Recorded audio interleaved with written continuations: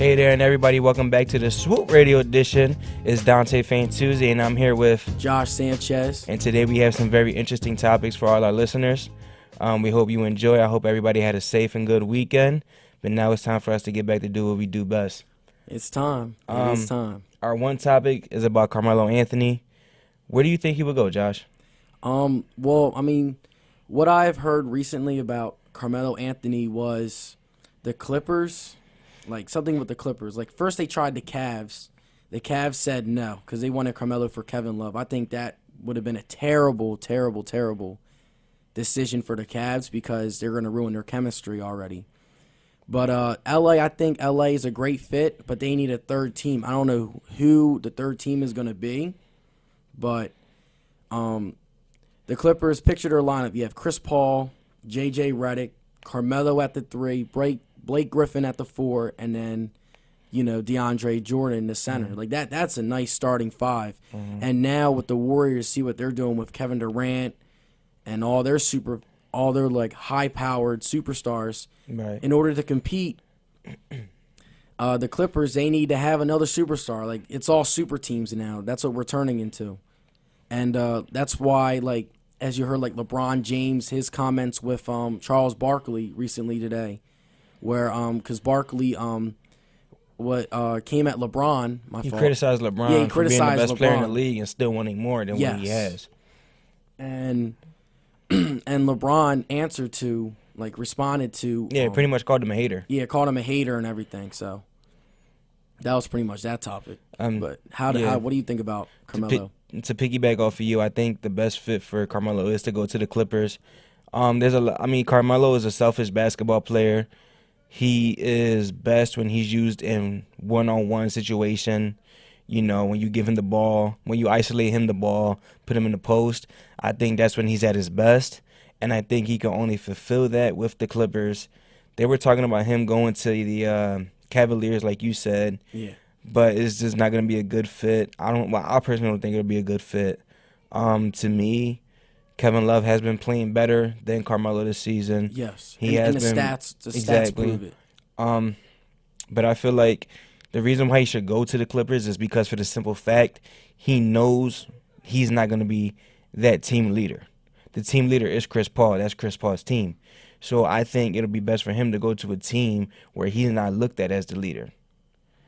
Like I just said, Chris Paul's the leader. So, everybody's going to look to Chris to see what they're going to do. Yeah, well, Chris Paul has to stay healthy because right now, like, the problem with I feel like this is the last season the Clippers will be a legit factor in the Western Conference because Chris Paul's a free agent, Blake Griffin's a free agent, and the chances of them re-signing with the team again based off of, like, their failures year after year, they have, like, one of the best records, and they continue to fail. I mean, I don't agree with you there because I feel like they might want to start over. I feel like both players are going to resign with the team. I think if they do get Carmelo, it's that extra boost to help him in the playoffs. Because now, let's not get it wrong. But it also puts more pressure on them now to win. Now, it's either for them, it's either conference finals or bust. I understand where you're coming from, and I agree with some of what you just said. But I feel like the pressure is on them, but it's not as much pressure as I think, everybody's going to feel like they are facing. Because for the simple fact, that starting lineup right there, that 5 players, let's not get it wrong. Carmelo, he's not in his prime, but he's still a star player. Yeah. He's still going to get you his 20 points. But the bad part about it is how many shots is he going to take to get to his 20 points? Yeah. Or, his lackluster, he can play lackluster defense and get lazy on defense. Or he can just, be a ball hog. Those are his issues. Yeah, and the stats prove it. Like, in the fourth quarter, he is one of the worst. Like, we're in a season where Isaiah Thomas is having historic numbers in the fourth quarter, whereas Carmelo is having one of the worst seasons in the fourth quarter. Like, his field goal percentage is horrendous. And I hope maybe Chris Paul can be the answer. Like, he can run the team and have Carmelo as, like, a spot-up shooter, because Carmelo is a superstar. Let's not be like, he is a superstar. But I can't necessarily agree with that. The shots he makes. Okay, to me, if you're a superstar, your team has to win. Now, I don't think the Knicks have a losing record, But if we look at now they do, yeah, they're playing awful. But if you look at if you look at the other superstars in the league, they all have above 500. I mean, like look at the Thunder, superstar Russell Westbrook. His team is playing above 500. We have the Warriors with their 4 superstars. Yeah. You have LeBron with his superstars. Every team that has every superstar has their team playing above 500. And Carmelo isn't doing that. So that's why in my list my category is, if I was to set them all in categories, I can't put Carmelo Anthony in that superstar level. Yeah, when he was with the Nuggets, yes, he was a superstar caliber player, because when it was just him there, they were playing above 500. They reached they didn't reach the finals. I'm sorry. They got deep into the playoffs, and then when they made the trade for Allen Iverson, when he was with the Nuggets, they reached it to the Western Conference Finals. Sorry, but they just couldn't get there. See, that's where, to me, your superstar status has your team playing above and beyond, even if it's just you there. I mean, we can look at this previous years. Like, I just brought him up, Allen Iverson. I don't know how some people would not give him that superstar status when it was just him here in Philly and he took us to the finals. You get what I'm trying to say? Yeah. Like, superstar players, like, if there's not any other superstar, they still have their team playing above 500, and they're still getting their job done, along with the stats and everything else that comes with it. That's why I can't label Carmelo into that superstar status. I just can't. I mean, I get what you're saying. Like, I think Carmelo, like, he was a legit superstar earlier. I mean, this year he's not proven. He's having a terrible year this year. Like, he's not even an all-star. But I feel like if he has a change of scenery and plays with Chris Paul and plays with Blake Griffin and DeAndre Jordan, depending on how he plays, like if he elevates their team and they end up going to the Western Conference Finals and really challenging the Warriors, or maybe even beating the Warriors, then I think he's back to his superstar ways. No, but his problem is he's just too selfish. Like that's why I say, where if he was to play for the Clippers. Like, he would have to change his personality too. You're right. He would have to do some of those things. Sorry. I just think that with the Clippers, it's not his team. Now, the teams that he has played for, we're talking the Nuggets and the Knicks. He has those two teams. When he was there, those two organizations were his organizations. Those were his teams. He controlled everything that pretty much went on. Like, you know how we say, with the Cavaliers situation, LeBron wants this, LeBron wants that. Now it's the pressure's on the GM for them to satisfy LeBron. Now I think that's what was going on when he was with the Nuggets or when he was with the Knicks. Carmelo wants this, Carmelo wants that, and I don't think Phil Jackson is willing to do that. Now I think Phil Jackson and Carmelo are too stubborn for each other. Yeah. Now Jackson needs to go. Now the point that I was trying to make when I say it's not going to be too much pressure for the Clippers is because you have 4 players who can. Well, obviously, I think they have Jamal Crawford too. Like their team, their bench is one of the best in the NBA. So if they get the likes of Melo, like I expect their team to take the next hump. Like I expect them to be in the Western Conference Finals. But you're applying the pressure on them. That's what I'm trying to say. I think the pressure wouldn't be on them. I think since those 5 players are really good players, it puts pressures on. It's going to put the pressure on other teams to try and stop them. Okay. Because as we can see, he just dropped 45 against the Hawks in a 4 overtime game, and he still fouled out. Carmelo still fouled out and dropped 45 on the Hawks. Yeah, so that's why. Yeah. So I mean, either way, I still think Carmelo is a matchup nightmare for anybody in this league. I just think he's too selfish, and he's not gonna grow out selfish ways unless he was to get traded to the Clippers and play for them and see how Chris Paul runs his team. Chris Paul is one of the most unselfish players in this league. DeAndre Jordan, unselfish. Blake Griffin, unselfish. Like they're so unselfish. They play such really team basketball that that maybe if Carmelo was to get traded to them, it'll rub off on him. I mean, I hope it does because some of his comments he said, like in the past, like he said, like my 3 gold medals are like winning like the NBA Finals. Like who, like don't you want to win the NBA Finals? Like you're in the same draft as Wade and LeBron. Like everyone's won it. Who have those NBA? Who have those NBA rings? To, solidify their greatness in basketball. And then you have Carmelo, where no rings. He has 1 scoring title, and he has all the talent in the world, but his mentality is just, I don't know. It's hard to explain it. Right. Now, since we're going to stay on this basketball topic, I just want to bring up Joel Embiid not making the All-Star game. Awful. Paul Millsap made it over him. Yes, Paul Millsap. Paul Millsap made it over Joel Embiid, which to me is mind-blowing.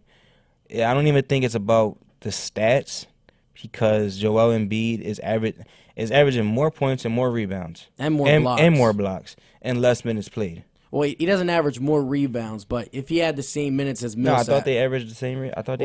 Millsap got him beat on that by a little bit and assists by a little bit. But, I mean, it don't really matter. Like, his stats, like, he's almost averaging, like, over a point over him. Like, the only thing they have against Embiid is that he doesn't play that many games, and he's on a minute restriction. So pretty much the doctors are the reason why he's not in the All-Star game pretty much. He won the popular vote, too, which makes me mad. I wouldn't even blame that on the doctors. I'll just blame it on the league's stupidity of the league. Yeah. That's what I'll blame it on. I mean, James Harden has had comments about him. DeMarcus Cousins had that thing with Embiid. Like, everyone around the league likes him. Like, and his play backs up his talk too. Like, he's averaging like two and a half blocks a game.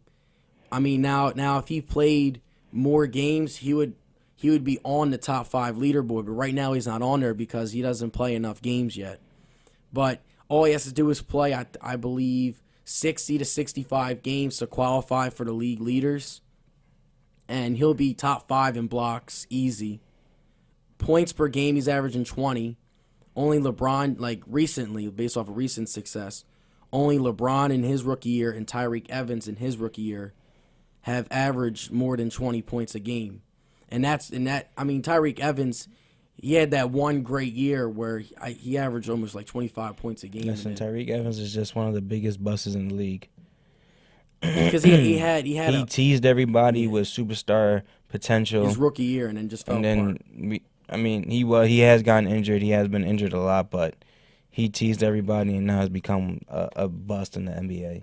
Because even LeBron got snubbed his rookie year, and he had similar stats to Embiid, over 20 points a game. I mean, but hey, look at LeBron now, the best basketball player in the world. So I mean, I hope Embiid will probably be an All-Star next year if he plays exactly like he does this year. I believe he should. And man, once Simmons comes back, I feel like I've been like repeating, but I'm just so excited about them right now. You have been repeating yourself way too much about Simmons. Like they just won. They beat the Kings without Joel Embiid, and Dario Saric is dropping dimes like it's nothing. Mm-hmm. Flashy passes. I mean, coming into the league, we knew he was a good passer, but he's really starting to step up his game. And if Joel Embiid wasn't playing like Joel Embiid, he would be Rookie of the Year right now, in my opinion. He's averaging, I believe, almost 10 points a game, 7 rebounds, and 5 assists. Like those are great numbers for a guy that comes off the bench, doesn't even play that many minutes like that. And I'm impressed by how he's playing. I think in the future he's going to be our starting power forward that can stretch the floor and complement Embiid. I just still think he needs to learn how to play NBA basketball. He's getting better. He is getting better compared have you seen his blocks. Not just that, but it's his overall game. Yeah, I think he has gotten a lot better. He is learning the game, and it's going to be a hard transition for anyone that's coming from halfway across the world to come here and play basketball. It's going to be a hard transition. I mean, I don't think the rules are different, but the style of the game is played different. So I'm pretty sure, there's a lot of things different from how Croatia plays to how we play here. So I think that he has developed very nicely, And just like a couple years away. Exactly, once he gets used to our game and everything develops and everything clicks for him, he's our starting four, like you said, to complement Joel Embiid. Yes. And I really like him. Quick question. What's that? Do you think we will re-sign Ilyasova? I think we should. I don't see why not. He has been, in my eyes, our second best player on the team. Yeah. He provides in us in every way possible. I'm not looking for superstarness out of him or like something crazy out of him. He's a good compliment to Joel Embiid or whoever starts the five. Yeah. Whoever starts, I think he's a good compliment. He stretches the floor. He knocks down his shots. So I think we should re-sign him. Yeah, I hope we re-sign him too, because he is a great, like, Colangelo has barely made any moves, but that move to trade Grant for Ilyasova was one of the best moves of the year, like low-key best moves of the year. And that's why we're winning games, because you have Embiid, but when Embiid's not there, Ilyasova steps up. Nerlens Noel has been stepping up too, and he's been proving why he needs to stay on the team. Okafor finally got a chance to play last night. He dropped 15 points, which is not bad. Yeah, he showed good post moves, and I want us to get rid of Okafor, because based off of Brett Brown's style, because Brett Brown's going to be our coach for 3 more years because he signed a 4-year deal last year. No, but I think we should keep Brett Brown. Period. I think he's a good coach. He was just not given the talent. Yeah, so now that he's given the talent, now we can see what he can do. He came from Greg Popovich. Like our last couple games, we have been having the amount, like, this is my fault, the same amount of assists as the Golden State Warriors have been having. Like we had 32 assists last game. The game before in Chicago, we had almost 30. The Houston game, we had 35 assists. We're playing exactly how the Spurs system is. Like everyone's touching the ball, everyone's moving. Our offense has been clicking. We've been scoring like over 100 points like the past 5 straight games, and it's. But the crazy thing is that we're scoring over 100, but we're also giving up over 100. Yeah. So some of that is because Embiid's not on the floor. Exactly, Embiid's not on the floor. And in the Rockets game, but I know with James Harden. Yeah, but I think the Rockets, arguably have a top 3 offense. Yeah, see, you knew that was gonna happen. I knew the shootout was gonna happen. That one. Then necessarily we don't have like a true lockdown defender who's really gonna stop Harden. Yeah, out of all of them, who's really stepped up, like Covington's defense. Has stepped up. He deserves an all-defensive team this year. Either not first team, but second team, all defense. Covington deserves to be on one of those defensive teams, because whoever he is on, he is top 5 in deflections in the league for pass deflections. So balls that get batted out of bounds, tries to steal for a pass. So he's top 5 in that. And whenever he faces someone, their field goal percentage, instead of, I don't know how to pronounce it, but his opponent field goal percentage is around 40%, which is great. So this guy, Covington is proven that he can be one of the best defenders in the league. I just feel like a couple more years from now, he has the length, he has the size, he has everything to be an elite defender in the league. And I think that once our team develops, once we become that team that Philly basketball wants them to be. I'm talking about we can playoff chances are extremely high. We're a contender team.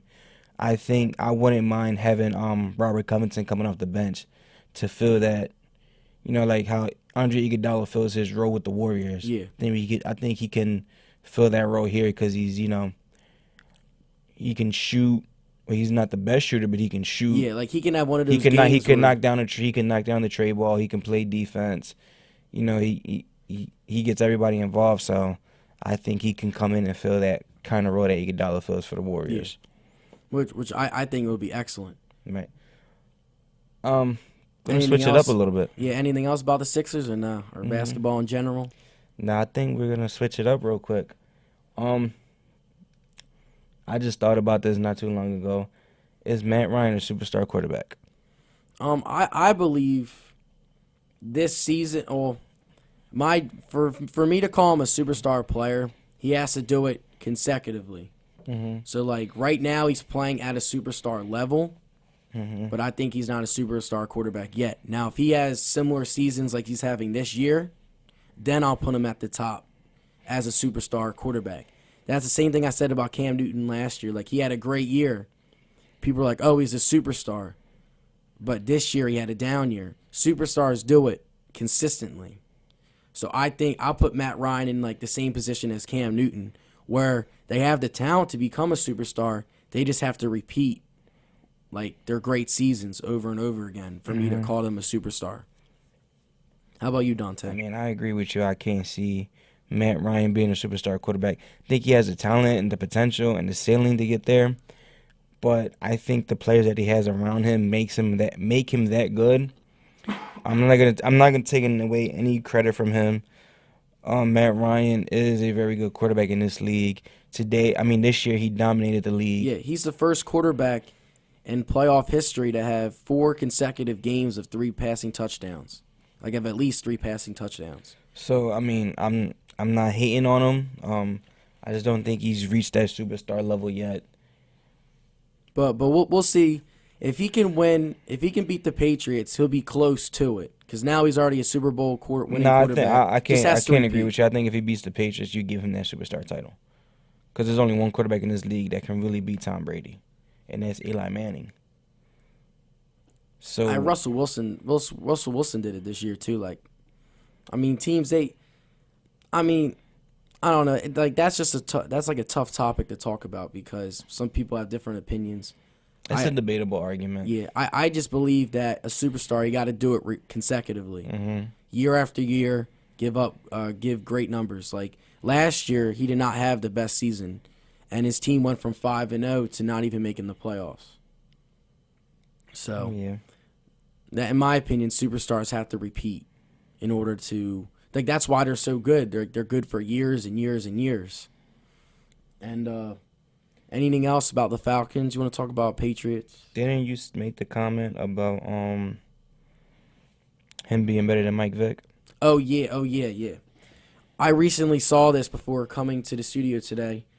ESPN, they were talking about the legacy of Matt Ryan versus the legacy of Mike Vick. And I believe, like, the stats prove it. Matt Ryan has had a better career than Mike Vick as an Atlanta Falcon, but people still think that Mike Vick, they don't give Matt Ryan enough credit.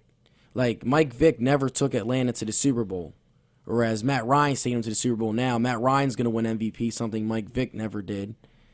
But the question is, as the Atlanta Falcons, do you think Matt Ryan has to prove himself to surpass Mike Vick, or do you think he's already surpassed Mike Vick? I think he's already surpassed Mike Vick, but a lot of fans in Atlanta say that Mike Vick is still their guy because of the timing Mike Vick did it. Like, Stephen A. Smith said it earlier today, where, like, when Mike Vick was quarterback, the city of Atlanta, 60% of the population was African American, and Mike Vick was an African American quarterback that can also run, and he's probably the best running quarterback of all time.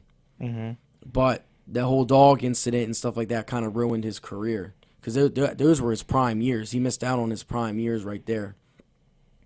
But as an Atlanta Falcon quarterback, I think Matt Ryan has surpassed him because he's already achieved more than Mike Vick has done. He's carried at the Atlanta Falcons. He's given them deeper playoff runs now than Mike Vick has. Mike Vick only took him to the NFC title game that 1 year, and the Eagles, we shut them down. So, do you still think Mike Vick is Atlanta's QB like forever, or do you think Matt Ryan is going to change that? That's my question. No, I still think because of the dog incident, Mike Vick couldn't. To me, in my eyes, Mike Vick is a better quarterback than Matt Ryan with the Atlanta Falcons. I just don't think he was given the talent that Matt Ryan had, like on the outside, having Julio Jones and Mohamed Sanu. He was given talent, but really, though, what his prime year of 2004, who did he have? Like, he didn't have no Julio Jones. He didn't have that great running back tandem between. I mean, let's not get it twisted. He did have what was his name? Warwick Dunn. Yeah, He I had don't know. him. That was a while ago. But I mean, really, Mike Vick. I think Mike Vick was the heart and soul of that team. He just wasn't given the talent that Matt Ryan has now. So I think, and that whole dog incident just ruined everything for him. I think if that would have never happened, if he would have been smarter about the situation. Now, one thing though, I've seen this interview. I wish I knew the name of it so I can tell everybody to go watch it because it was a pretty good interview and documentary that they did on Mike Vick. Mike Vick was so into this dog fighting stuff. After the games on Sundays or a Monday night game, he wasn't going back home to watch film. He wasn't going with the team to do team activities. He was going back home to support that dogfight stuff. That's crazy. So, and to me, him saying and doing that, he had it. He had everything there for him to go over the top. If you study more film, you read the defenses better. You can actually, you never know what can happen just by studying film. I mean, look at the great quarterbacks in the league. Aaron Rodgers, Tom Brady, Peyton Manning. They were in that film room when they weren't on the football field. You can't say for Mike Vick because even Mike Vick said it. He wasn't there doing it. Yeah. So in my eyes, Matt Ryan is a better quarterback. I mean, not Matt Ryan. Michael Vick is a better quarterback than Matt Ryan to me. I think if he had the players around him that Matt Ryan had, the statistics would have showed it. But he didn't have those players. And he still led his team to 11-5 and led them to the playoffs to when they lost to us that year. Yeah, or won Super Bowl. Yeah, so I think that Michael Vick will forever be Atlanta's guy. I have yet to see another quarterback like Mike Vick. I don't think, the quarterbacks now are anything like Mike Vick. I don't think Cam Newton's better than Michael Vick. I can't see it. I never thought Cam Newton was a superstar quarterback. I mean, I just think that last year he got lucky. And they went to the Super Bowl. And I just personally think they got lucky. This year he had better wide receiver options. Kelvin Benjamin came back. What did they do? They didn't even make the playoffs this year. Yeah, they lost Norman. I mean, they didn't have. You can tell they had a Super Bowl hangover. And all it had to take was week one, the beatings he took, and he did take a lot of punishment. But I just don't think that Cam Newton is superstar quarterback, and I don't think we have seen another quarterback play like Michael Vick has and done some of the things that he's done. So I'm just my conclusion. That was my question. I just want to know. I just want to know what it's just a personal thought. Yeah. All right, now moving on to the Eagles. Sticking with the football topic. Yeah, sticking with football topic. The NFL draft is far, but not far from now. It's in April. It's coming up. It's in April, 3 months away. I was looking at players that the Eagles can possibly draft and that they're scouting. But I've seen a couple of these players. A couple of these players I never even heard of. But the players that I would like to see the Eagles potentially draft, I have come up with a little list. Yeah, and give some positions too, so we know. I think depending on how our free agency goes, I think either way we should draft a cornerback. That's a good idea. It's rough. It's rough because, I like the two cornerbacks that are coming out of Michigan. I like Jabril Peppers, but I can't see him dropping all the way down to 14 or 15. But I do like his teammate Jordan Lewis. I think he can turn into be a superstar cornerback. I liked him. I just don't think he was given enough credit by everybody because they had Jabril Peppers opposite of him. Another player I would like to see the Eagles draft is Mike Williams. Of course. That's what I'm going to talk about in the next 5 minutes. I think he's the best receiver coming out this draft, but he does have his weaknesses that he should work on. Yeah, they're comparing him to Andre Johnson. Yeah, true. But one thing is that, they were talking about him dropping passes and whatnot, but, I mean, throughout the season, I've studied Deshaun Watson. All season this year, he has had problems with getting the ball to his players or, like, accuracy problems. He has had those type of problems. So that's why I feel like, I can't blame everything on Mike Williams.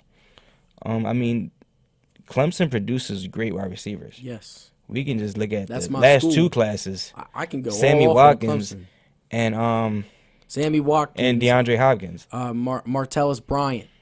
The reason why he was suspended last year. That's why no one really talked about him this year. They produce great wide receivers, so it's another player I would look out for. Another wide receiver I would like to look out for is running back from Florida State, Dalvin Cook. I think he was very great. Not very great. I think he was a very good player for Florida State. I saw the Clemson game.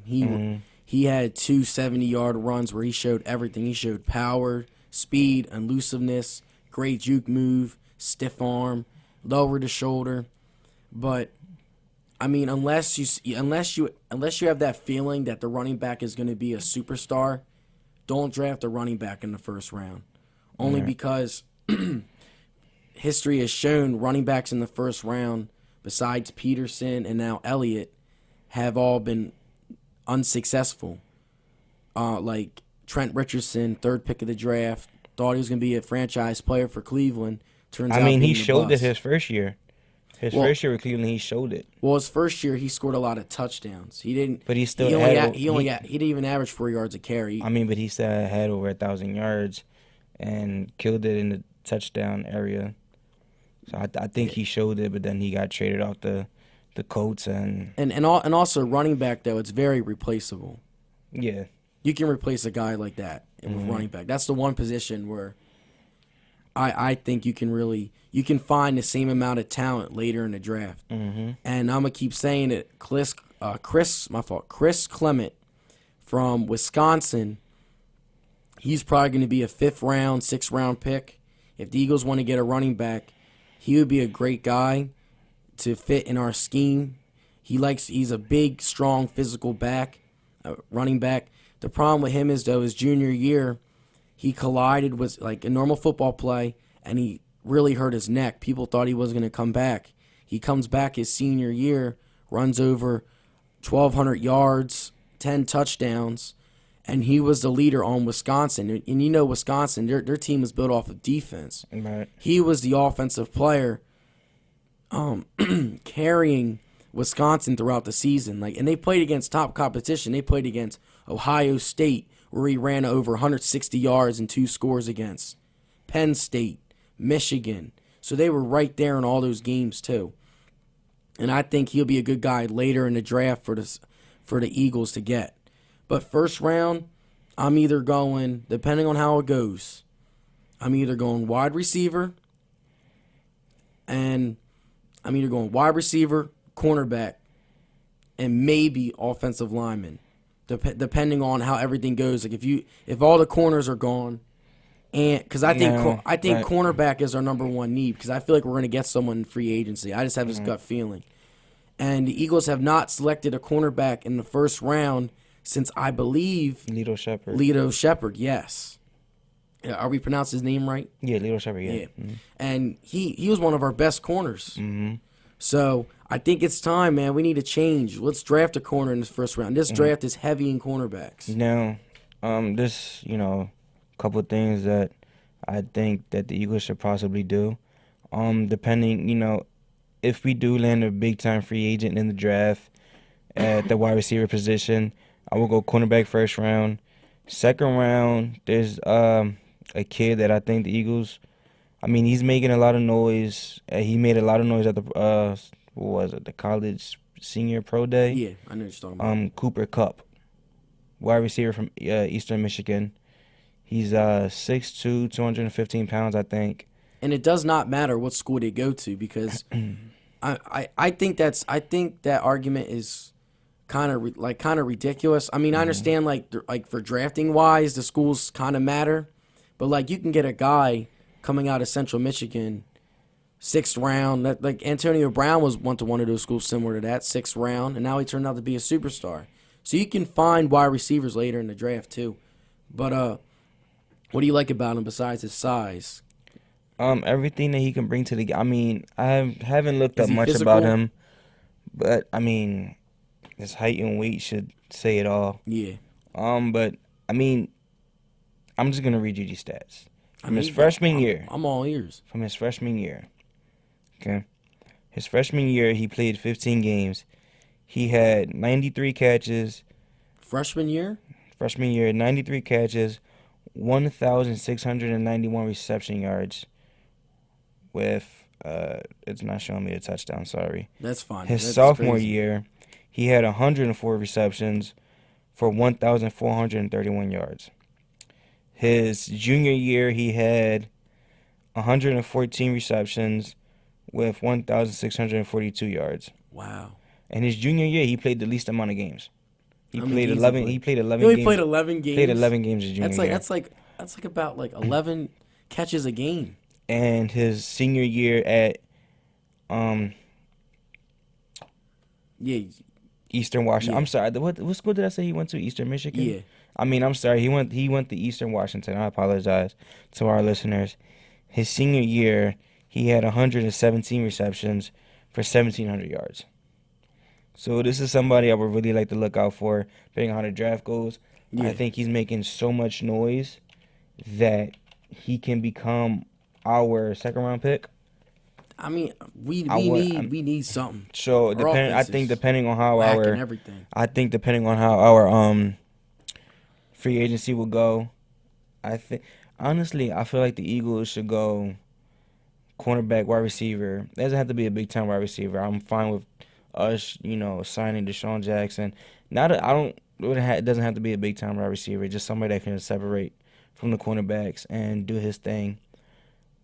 But I think in the first round we go corner, second round we go wide receiver, third round we go offensive tackle. I mean, we're gonna need a tackle.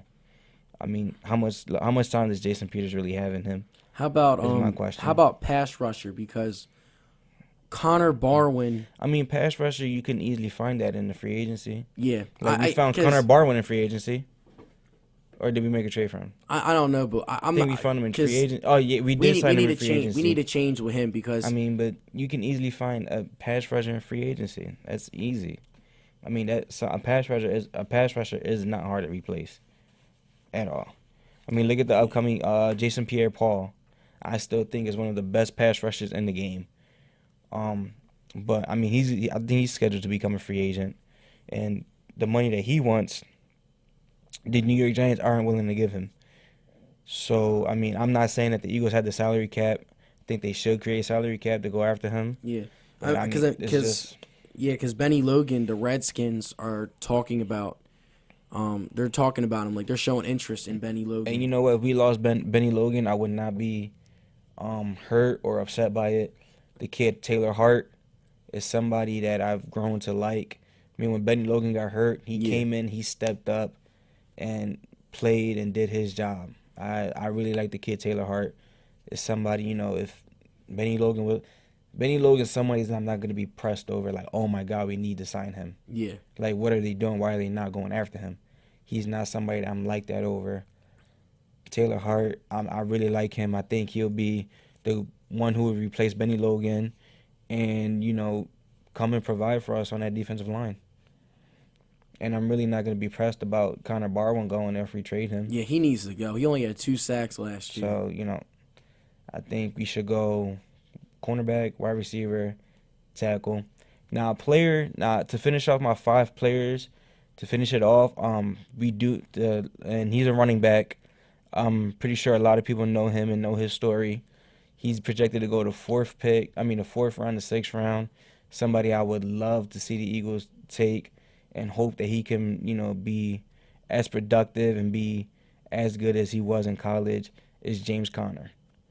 We have he's a downhill runner. He is what the Eagles, he fits the Eagles scheme. He can fit our West Coast offense. He's, a downhill runner. He hits the hole. He's strong and he's fast. And that goal line yardage, we didn't really have that last year. I mean, we had Ryan Matthews, but I really can't. Ryan Matthews just gets hurt. Yeah, so That's his problem. And I really like James Conner to go, between 4 to 6. Hopefully, he can land with the Eagles and be that short yardage guy. Yeah, either him and it can turn into something that, a top running back in this league. I mean, the last running back to come out of Pitt was LaShawn McCoy, and we had him. So I'm hoping, maybe we can have a little connection there between McCoy and Connor come in to be, replace LaShawn McCoy, because we haven't had a running back to replace LaShawn McCoy. Man, because, you're only going to have one LaShawn McCoy, though. Exactly.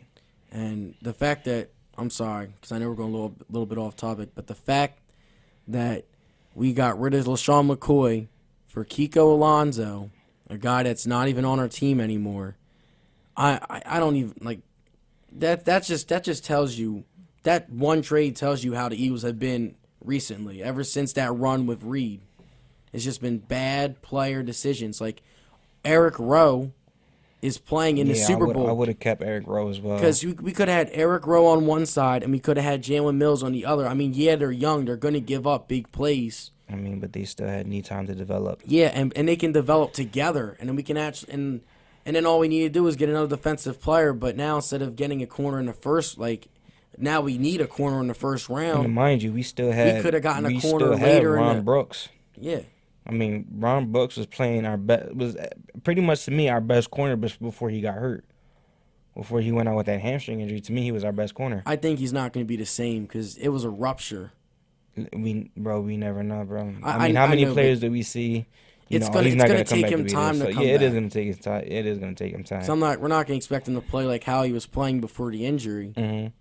But yeah, it's just little stuff like that. Like if we kept Eric Rowe, now instead of getting a guy, we have to get a corner in the first round. We could have gotten a guy in the second round or third round to complement those two guys. Mm-hmm. Because Eric Rowe, he's not like a superstar corner, but he's developing. It's only his second year, and he's shut down the second, third options pretty well for New England. New England has the best defense in the NFL. Like, yeah, you can argue about who they played against, but Eric Rowe was still one of those corners. You had Butler on one side, he was on the other. And I saw him in the Steelers game. He played great. And I mean, yeah, like his rookie year, we saw Calvin Johnson cook him. But when he played New England... Cook him? He torched him. Yeah, I don't even want to get... That defense was a joke. You put 1-on-1 and expect him to win. Listen, I mean, it's an experience that, would help him grow as a player. Yeah, and he's grown into the player he is now, and I wish we would have had him because... He was a second-round pick. He was tall. He's physical. And him and Jalen Mills would have been a great young core to build off of. Yeah, I mean... But listen, and then our two safeties are nice. We have a top 5 safety tandem in the league. So, I mean, things happen. But I hope you guys enjoyed our Is that show anything tonight. Anything else or no? Nah. I mean, I hope you guys enjoyed. I hope you... leave us any, if you want to give give us any comments, questions, anything, just, comment.